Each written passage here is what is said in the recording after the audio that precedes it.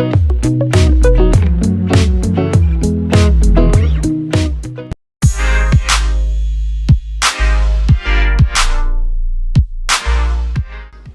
up, you guys? Welcome back to the channel. So today I'm coming at you with a booty burning workout, girl. So I'm gonna be fully demonstrating 10 workouts that I absolutely love when working those glutes. I'm gonna be going into detail for you guys and kind of instructing. So if you're new to this, hopefully this can help you. And we'll be using a variety of equipment, okay? As you can see, guys, this is the very first workout that I'll be filming in our brand new at-home studio. So I hope you guys enjoy it. And if you haven't already, definitely hit that subscribe button for new weekly videos. So lots more workout videos to come. Let's grow those glutes. Let's do it. Together we got this. Yes. Alrighty, baby girl, you already know we are starting with some glute activation. This is an important step that you do not want to ignore. Getting those glutes warmed up before shredding them up is essential to preventing injury and getting the most out of your session. Resistance bands are perfect for this and absolutely my preferred method. To warm up, I do a variety of compound exercises and pulses and get my entire body in the groove by mimicking most of the workouts I'll be doing. When using these bands, really squeeze and contract those glute muscles. It's easy in any booty workout to use secondary muscles without even realizing it. So remember, mind to muscle connection is important here, and with any exercise for proper form and functionality. So the first exercise I like to do to get that booty poppin' are sumo squats. You always want to make sure you select a weight that is totally doable. Don't be afraid to start with a light weight and eventually work your way up. Unlike your standard back squat, sumo squats place greater emphasis on your glutes and inner thighs. So keep your feet a little more than shoulder width apart and point your toes slightly outward. For me, I like to start with lighter weight, work my way up through pyramid sets. Be sure to keep that back straight, sit deep into your squat, then explode up, keeping that core nice and engaged the whole time. I typically shoot for 4 sets of 12 for each of these exercises you'll be seeing. The first set with light weight, the second set with moderate weight, the third with heavier weight, and then back to light weight for the last set, which I do until failure. For the second exercise, it's time to hit that cable machine and do some pull-throughs. This is an awesome exercise as it's really undervalued. Grab a rope and adjust the cables to the lowest point.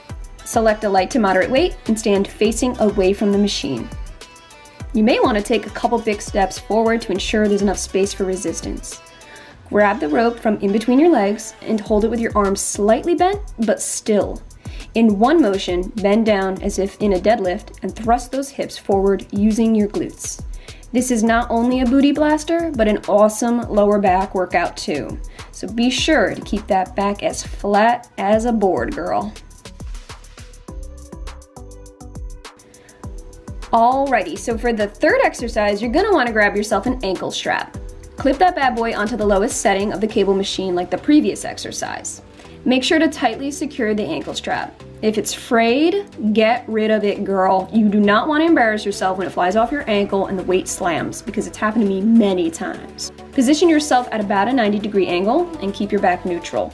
Hold on to the cable machine for leverage and kick back your leg using solely those glutes. This exercise is called, you guessed it, cable kickbacks. I like to hold the weight for a second at full flex to really burn that booty up. Always be sure to go slow on the come down to ensure you're getting the most out of your workout. This is called eccentric motion, and if taken seriously, it can really be just as beneficial as the concentric motion, which is the flexing portion of the workout.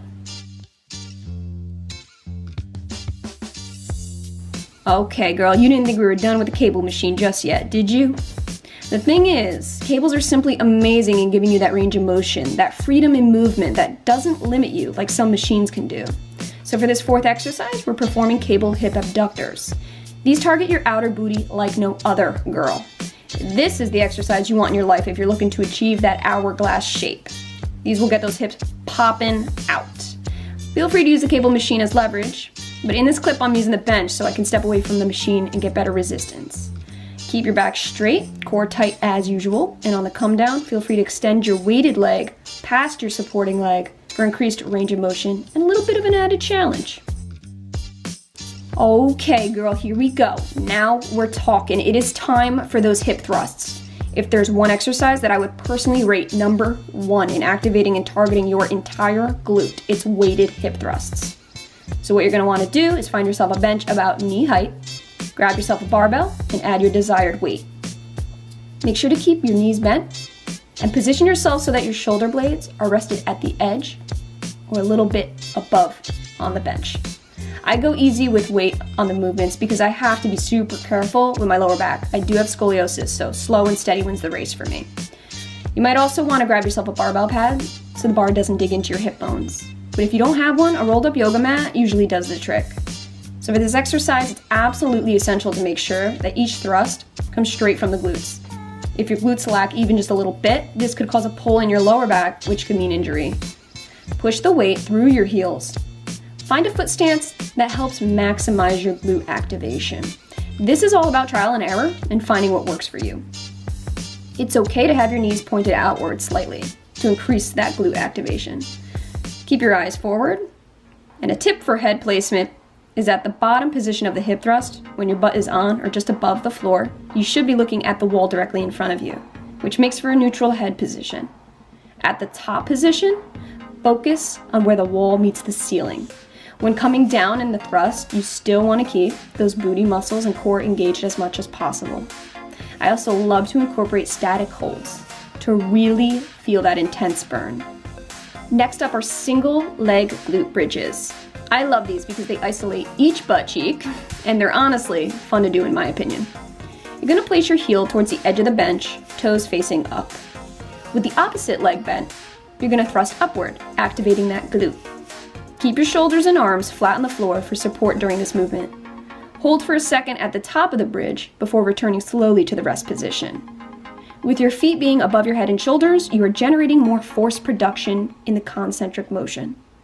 The angle of this exercise is what makes it unique in not only working the glutes, but the hamstrings and lower back as well.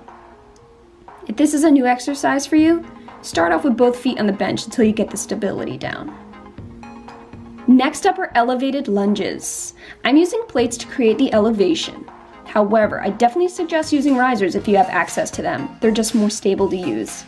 Adding in that little bit of elevation makes a world of difference because it allows you to sit lower into the lunge, hence greater stretching of the glute, which creates better muscle tension and contraction of the muscle. The better the stretch and contraction, the more overall growth you'll achieve. I love using dumbbells for this exercise because they can conveniently rest by your sides so that you can comfortably perform the exercise while adding in that perfect extra resistance. Make sure that your front knee doesn't go past your toes and keep your back knee from touching the ground. This exercise is perfect for really shaping up that booty. Number 8 is curtsy lunges. Girl, if you're looking to get that side booty sore, try this exercise. You can use dumbbells or a barbell. Keep back completely straight and upright. Start from standing and step your left leg behind you and to the right so your thighs cross, bending both knees as if you were curtsying. Make sure your front knee is aligned with your front ankle. Return yourself to standing and switch sides to complete 1 rep. This is going to give you that rounded backside while also targeting your inner thighs.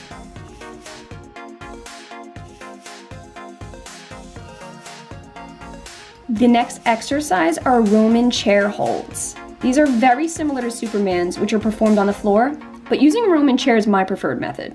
You can use plates for added weight, but for those who are new or struggle with low back pain like myself, feel free to stick with just body weight. This exercise is super easy because you're simply maintaining a position using your lower back and glute muscles. To get the most out of this exercise, just squeeze those glutes throughout the entire set and always keep that core tight. By the end, your butt muscles should literally be shaking. Because this exercise relies on your lower back as well, it's a perfect workout to help make that upper booty pop, girl.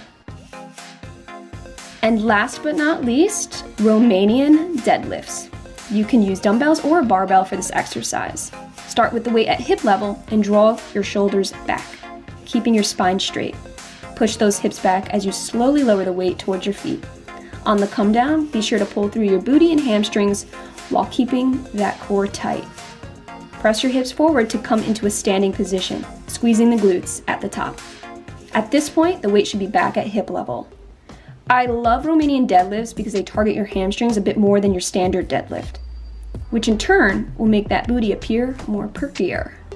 Romanian deadlifts are the safest option for people with low back pain because it puts less pressure on your lower back. So these are my absolute favorite when it comes to deadlift variations.